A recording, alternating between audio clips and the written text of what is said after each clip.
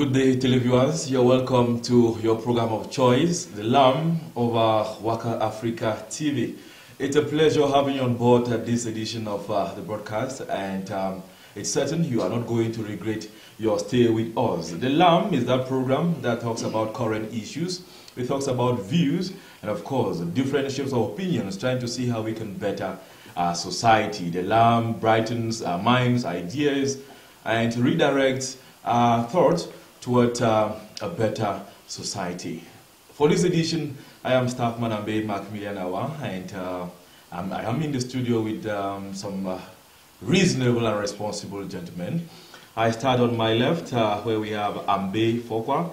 He is an interfaith minister and a socio-cultural activist. It's a pleasure having you on board, sir. Well, it's a pleasure to be here. Thank you very much, Mr. Ambe. On my right, we have Gaby Ambo. He is the executive director of Finders Group Initiative. He's human rights advocate. He is anti-corruption crusader, and he is the president-elect of Tayong Confer for Leadership Development. It's a pleasure having you, sir. Thank you.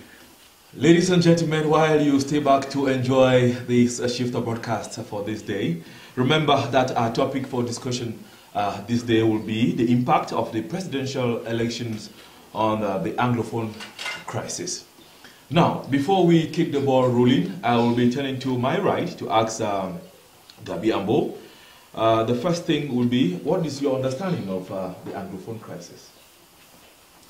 Well, I'll beg to differ with you, not call it a crisis. I call it the Anglophone, the war that was declared on the Anglophone community, which definitely emanates from the crisis that have bedeviled the community way back since independence in 1960-61. Taking cognizance of the disturbing elements that definitely were supposed to be respected by the parties concerned, the United Nations, the British government, the French, the government of the East Cameroon, but definitely were not met as per the prescriptions.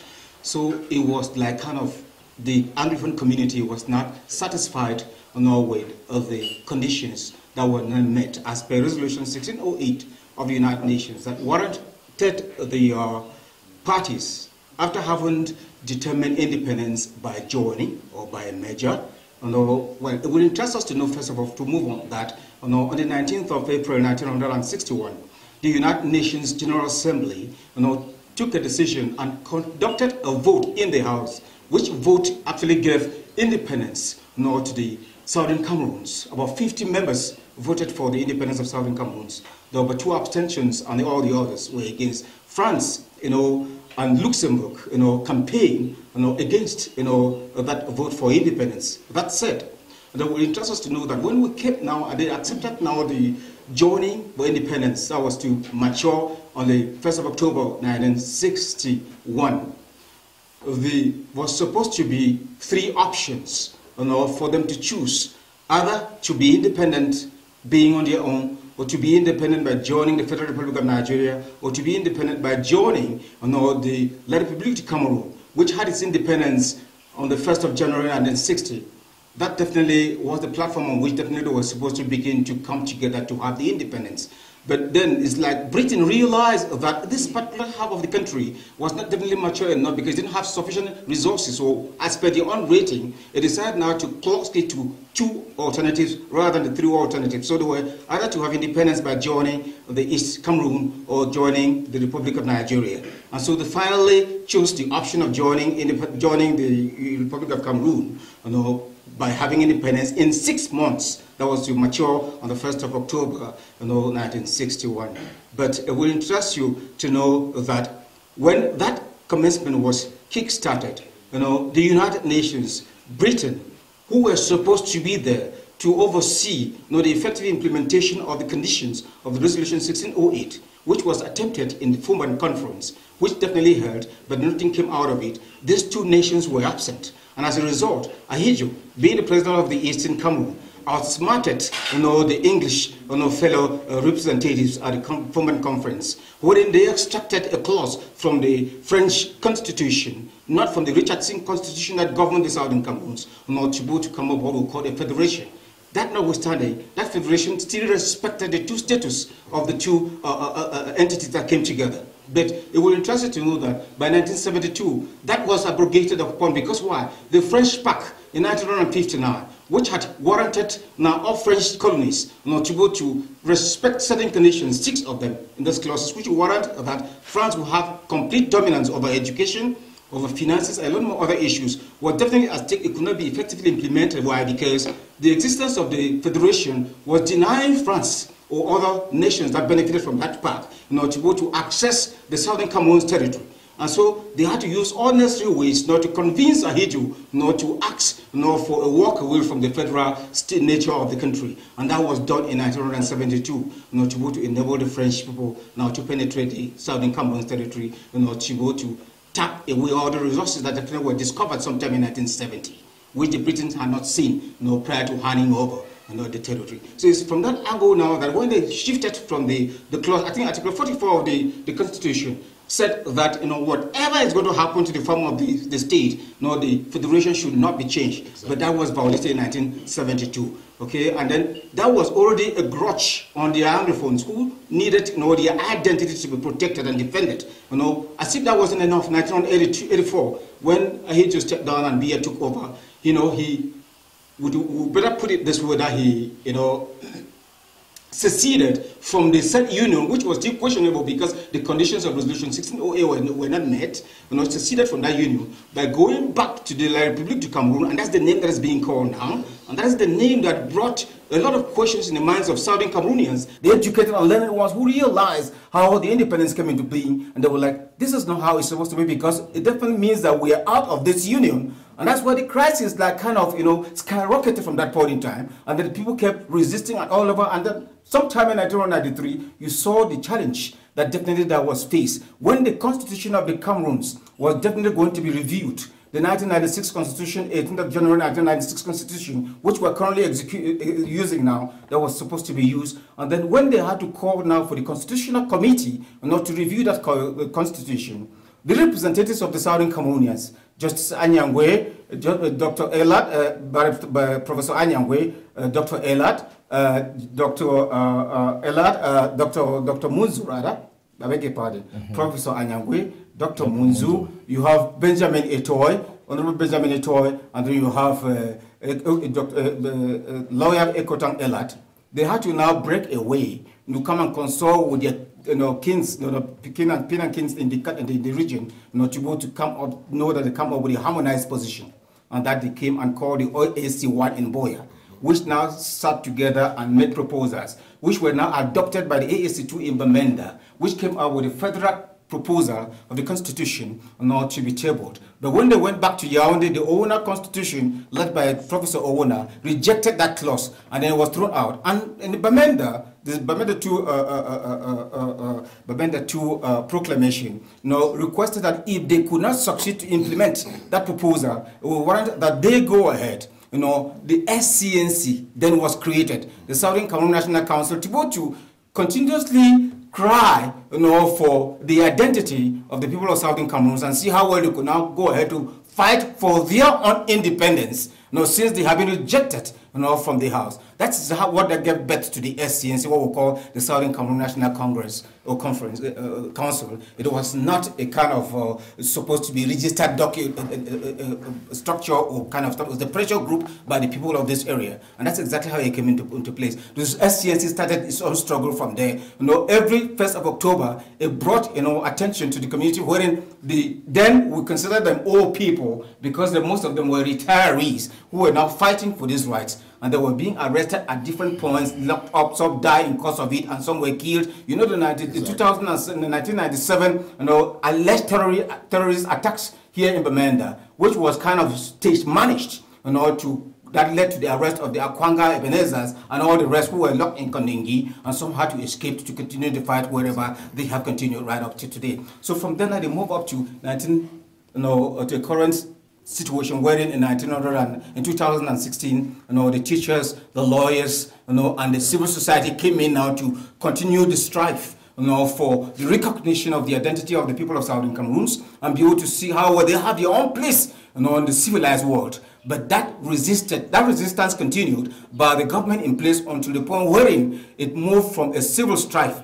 nor to a war that was declared on the 30th of November 2017 by the President of the Republic of Cameroon. Thank you so very much, Ambo Gaby. That was a very good one for us there. I turn to you, Ambe Fokwa. The lawyers and teachers, they ignited, you know, a very peaceful, non-violent movement to bring to the limelight some of the things that Ambo did mention. Going by what they did, what went wrong? If you want to ask me personally, I would like to link to what Justice Ambo has said by pointing out that I really feel that the population does not have a very strong, comprehensive mastery of all of these details.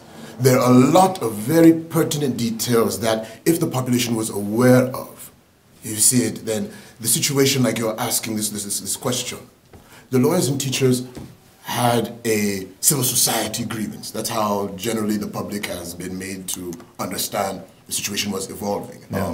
I think it was October 2016 that things started to bubble up, and the lawyers first went into the foreground with the complaint that there were certain infringements in the judicial sector as far as their rights to linguistics. Let me just summarize it like that, because generally it was manifested to all of us that it was an issue of linguistics. Even in the educational sector, there was some complaints about the technical structuring of the education. But most of us really understood that it was a battle of linguistics that took them out into the forefront. Kind of assimilation. Exactly. You see that the marginalization that Justice pointed out has existed since the Federal Constitution of 1961, just to generally look at the situation. What I would like to say took it to the grassroots and popularized this whole issue before we have to take cognizance of these details was what is being referred to as the commencement of the coffin revolution, which one media professional, BBC Mancho, someone who was very distraught with the infrastructural situation in the Bamenda municipality, poor road infrastructure, inconsistency with electricity, the water shortages. He took it upon himself, exasperated, one fateful day to take a coffin, position it on his vehicle at the City Chemist roundabout, known as the Independence Square in Bamenda, and basically declared to the population that, you know, he would better die and be buried in this coffin than allow this situation to continue, this marginalization. I think that's how we should really look at it. And from there, it flared up. People now got into it, going back to how I started, without a firm grasp of all of these details, and went behind now the coffin revolution, forgetting that I want to think that we had some protocols we could have followed if we would moved behind with the lawyers and the teachers and maybe gone in a more coordinated direction than the way things have gone now. But I want to just give that type of a general synopsis. Now, permit me to ask you, with the violence employed so far, have we gone any step ahead? You know, in politics, we have two main philosophies that they use in political science. They talk about political force. They talk about coercion.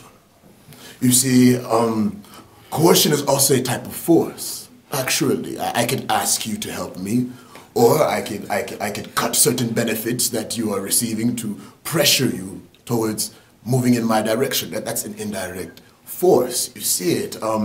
The use of force, it's a part and parcel of the situation we are in right now. I'm not saying I support force. As a cleric, I'm staunchly against any aspect of violence, and I do believe violence should always be avoided as much as possible.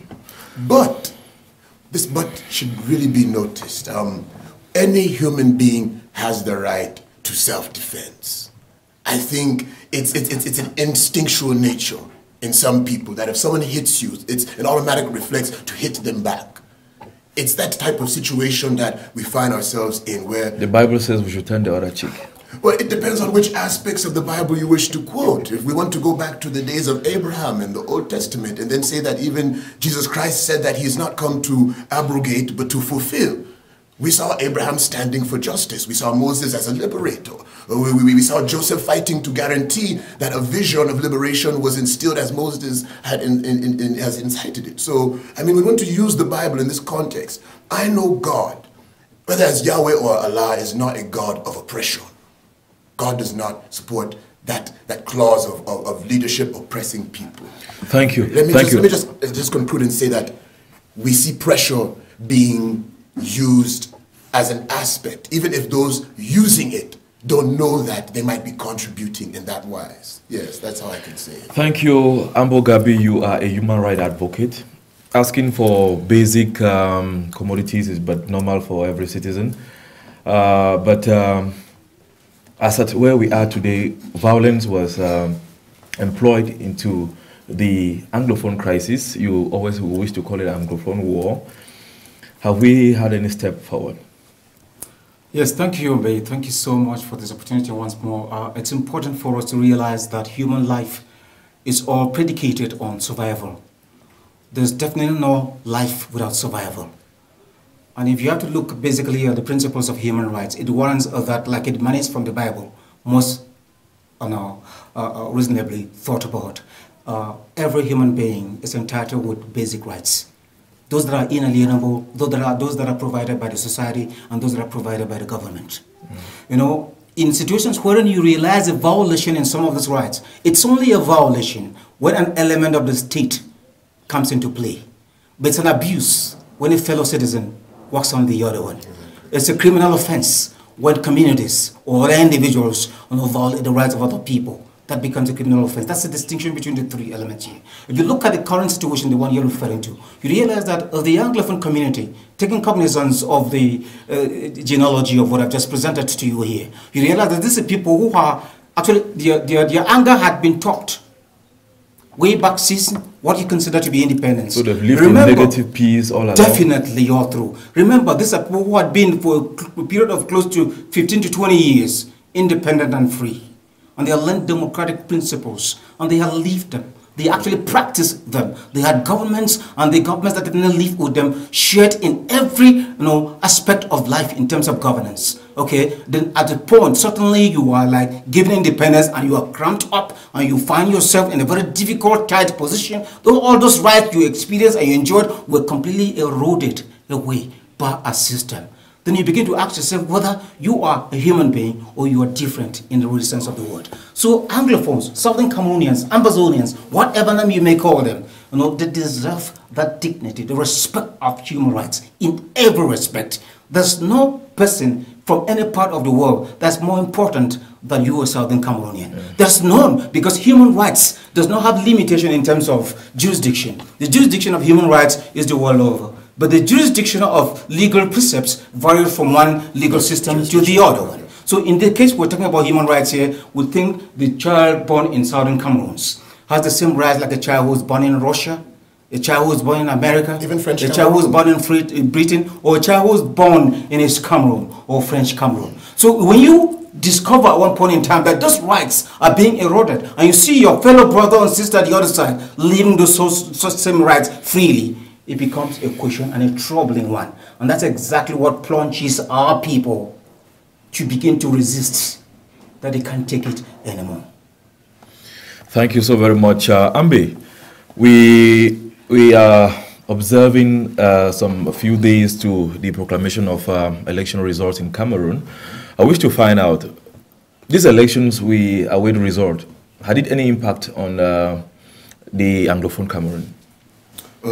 Well, this crisis that we're talking about, of course, my colleague refers to it as already a war. We should recognize that violence and battles are going on.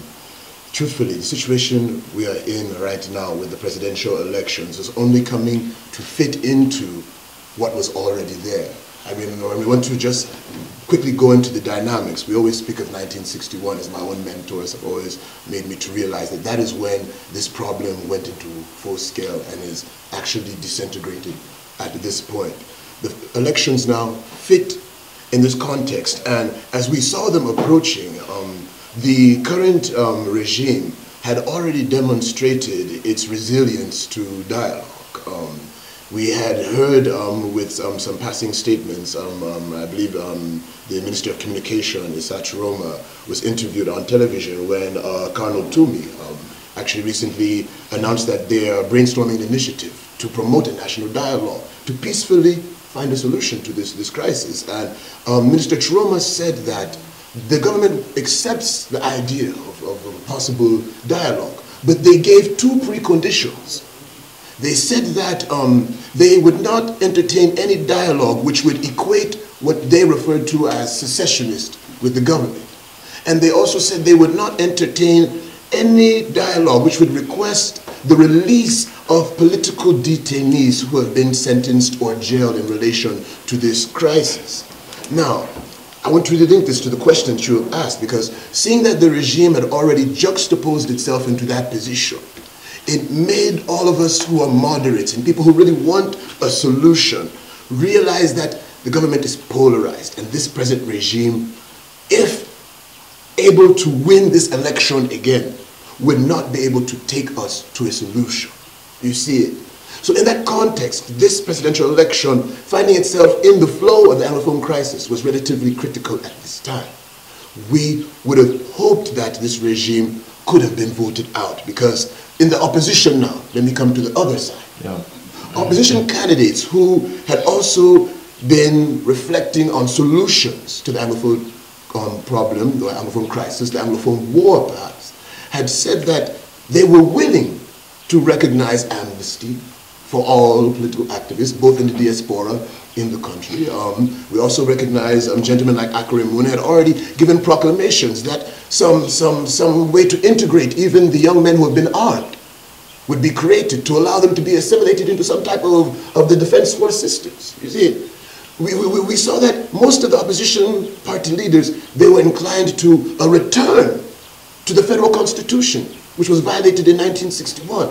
Seeing that that gave us a more level playground in which the Anglophones and the Francophones, the two cultures, didn't have to have this diabolic, this mergence, which is so hard to work out if the regime does not have goodwill.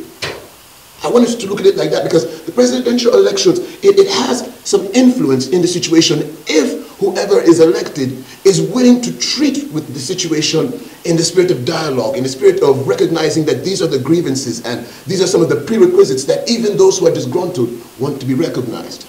But if we are dealing with a regime, I mean, it's just unfortunate that you're asking, because we are already hearing some unofficial results being proclaimed, making us understand that it's already been handed to the incumbent regime. You see it? Now, going by percentages, if we should have another president elect, what percentage will you give with respect to solving the Anglophone crisis? Will it bring institutions down by what percentage?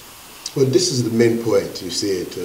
You say, as a civil society activist, we make it a priority to always sample public opinion and interact. And it's not about taking a position that you are polarized to only support the ruling party, or to support the opposition, or to even support those who have armed themselves. It's to find a middle ground. And to answer your question quite coherently, from my findings, what has been communicated to me by the activists in the diaspora is that they want to be able to dialogue in the current situation, and they have two prime requisites which must be recognized. They want amnesty to every political person who is charged, and they want the detainees to be released. And I have from several sources that if these things can be attained by the current regime, then there can be a way forward. Whoever is going to win, whether it is a percentage of however it works, if they cannot entertain these two clauses, we have a problem. Because, you know, with the decentralization of what recently happened, they came up with this county-by-county clause, in which we see that the armed militants on the ground, they have expressed their irresponsibility to the interim government as it was formed to lead this struggle from those in the diaspora. If the ones on the ground are not able to hear from them abroad, and they feel that their own security, to even lay down their arms and allow a peaceful process to go forward behind this next electoral victory given to who, it cannot be catered to, then it means we're really speaking wishfully. I want to just talk of the pragmatics and what is on the ground than to go straight to my own opinion. Thank you. Gaby Ambo. The impact of the presidential elections on the Anglophone crisis. Thank you so much. The impact is quite great, depending on from which angle we come in. Looking at it from the perspective wherein a change definitely will take place and a different leader comes in, a leader who has a level-mindedness and who can actually articulate the issues of the people of Southern Cameroons. respect to the fact that it will first of all recognize the people as people with an identity. Because in international law, when we talk about people, we mean a unique group of persons who can be a nation or a country, whichever you define it. Because they have their own precepts that definitely define them who they are in terms of social, economic, political, and you can name all of those on board that can form a nation. So our case, if we have a change in leadership, whichever way, there are positive and negatives. If we have a better change, a new person, a new leader, to lead this Republic of Southern Cameroons, or who help contribute in the way or the issues are faring on the ground with respect to the Southern Cameroonians. What do I mean here? He will be able to understand, like one of them who declared himself, Professor Maurice Kamto, if you permit me call his name, and was already extending a leave or a hand of friendship in order to the Southern Cameroonians. If he comes in from that angle, take it that he wins, okay, he will be able to reason with the people, and which he himself said that he will cause the release of everybody who had been detained. From day one, everyone connected to the Anglophone problem, you will realize that if we have a change from this perspective, everyone definitely that is detained will be released. He talked about compensation or reparations will be paid to the affected families and communities. That definitely will be done. So it takes cognizance of amnesty, which will be granted to those within and without. That definitely will come in. That would now definitely create a room for normalcy. And that normalcy can only be effected with a negotiated settlement. Right. Such a negotiated settlement will warrant the various terms concerned on both parties on who should sphere or whether sphere is necessary for such a negotiation settlement to be effected upon. It will require a neutral mediator. And that mediator definitely, after having been chosen by the concerned parties, to choose the place where definitely such negotiations will take place. And within such negotiations, and all others that have been released out from detention, they will need to catch their breath, most especially the leaders, who will then call on all those pro-independence fighters. I hear most people call, terrorists or secessionists. I beg to explain here very clearly, legally speaking, they are pro-independence fighters and not secessionists nor the terrorists. Remember I said here, 1984, the Republic of Cameroon seceded from a union that did not exist, as per the violation of Article 1, Sub 1 and 2 of the United Nations Charter, that warrants any nation to claim an existing union, to show a proof or such by a written agreement or a document that has been deposited at United Nations Secretariat, which as we speak, as per this moment, our brothers in the Republic of Cameroon have no document of that nature to table there at the United Nations Secretariat. And that's exactly what we say a union definitely did not exist. It was a cohabitation that had existed for close to 57 years, if you want to get it in that regard. So we have been living in an illegal union as per the legal prescriptions of the United Nations Charter, which we refer to it as the World Constitution, that we had been living in complete violations of our own rights, by the leaders definitely who were concerned to determine the things we needed to do.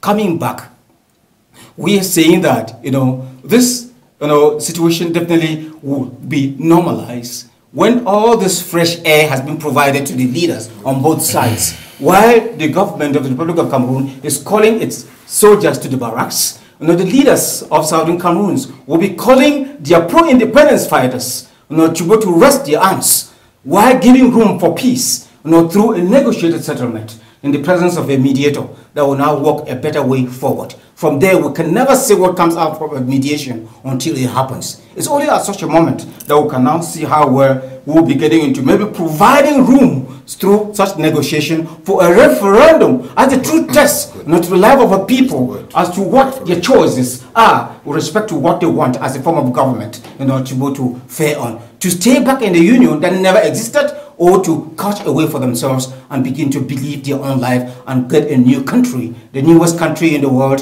the newest country in Africa, which are, to my own rating, maybe one of the richest. Thank you so very much. We are not there yet. And permit me to ask you, don't you think the incumbent 7 years is enough for him to maybe strategize on better ways to manage Anglophone crisis, if given the chance, as we await a result? Did you say the incumbent? Yeah.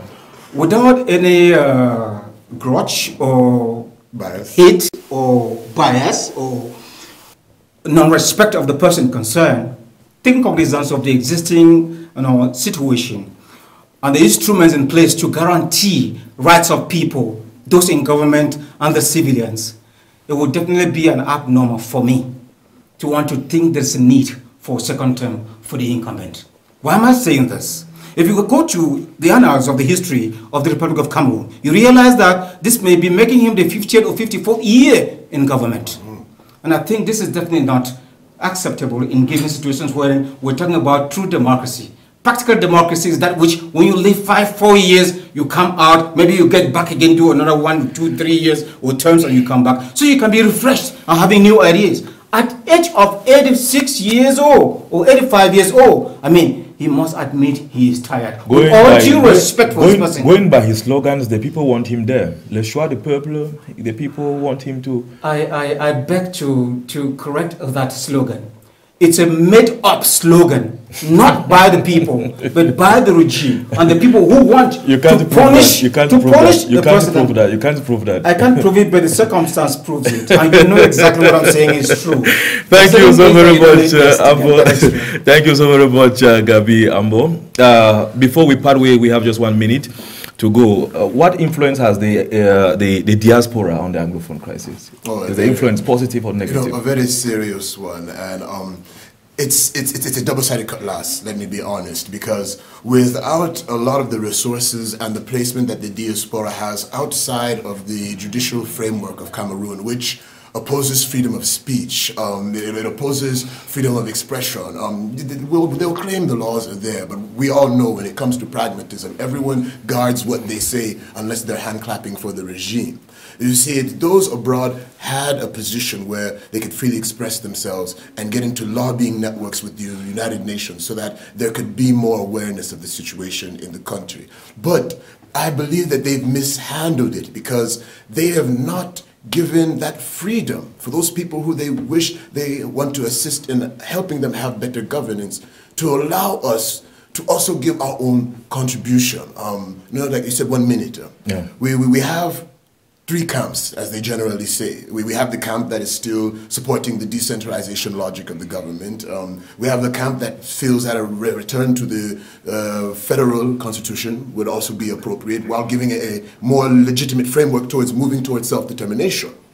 Then we have those who view self-determination must be taken and will only be taken and only achieved through the use of force.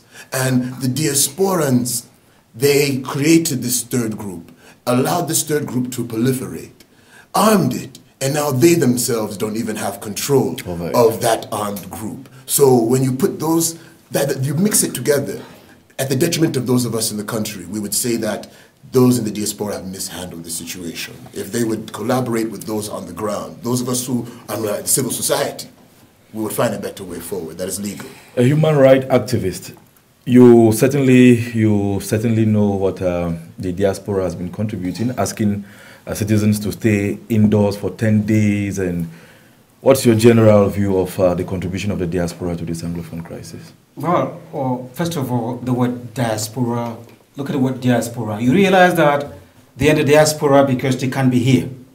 And if they can't be here, it's because certain things have excluded them from being here. That already in itself is a problem. So should we pay the price? So being in the diaspora means that they definitely are not accepted back home, or they went out because they needed, to go to live better than the country which is definitely supposed to provide them the things they need that they can't have. And at such situations, in trying to make the situations good out there, they expose the weaknesses of the system in place, to go to provide them the services that they don't have. At the expense of and in that situation, they always put them at variance with the various government, because in trying to make good their situation out there, they expose the dictatorship of the government. In such situations, the government can never look at them from a positive angle. That said, coming back to the situation you asked with respect to the role with the situation on the ground, I want to tell you that the diaspora definitely will not have any direct influence on the people on the ground if they themselves didn't feel the pinch themselves, if they did not feel the troubles that we are talking about here. So what the diaspora has done is just contributory, to how well the people down here feel with respect to the problems that they have. And so the diaspora just came in now to add, to remind them that go straight for your rights. And the best way is defend yourself as per Article 51 of the United Nations Charter, which warrants every nation, like I described, as per Article 76B of the United Nations Charter, which talks about maturing nations, maturing countries. Like the case of Britain had to mature us to a level of independence. You need to mature them who have economic, political, social, and cultural provisions. Mature them in that regard. So if you are not able to provide all of those things to them, they have lived it over time. So it does not need diaspora to come remind them. Diaspora will play the role of leadership because they are in a freer country where they can freely express themselves and be able to use that freedom to tell back in the communities, in the country, that their fellow brothers and sisters who are in the same difficulties should wake up and join the civilized world. And that's why they are taking the lead and guiding them. Okay, this is what you're supposed to be doing. Right or wrong is something to be looked upon and to see if this is right or wrong. But that anyone fighting for his or her right definitely is definitely not the wrong thing. Thank you so very much, televiewers, to have been there. It was an exciting one, of course. I was privileged to have these two refined gentlemen in the studio. Thank you so very much, Gaby Ambo, for making it. The pleasure's mine. Okay? It's a pleasure having you on set, Ambe Fokwa. We're always ready for the rendezvous. Take the rendezvous same time next time. It has been The Lamb on WAKA Africa TV, where we shape views and try to give it some meaning. Until then, I am Ambe Macmillian Hour for WAKA Africa TV.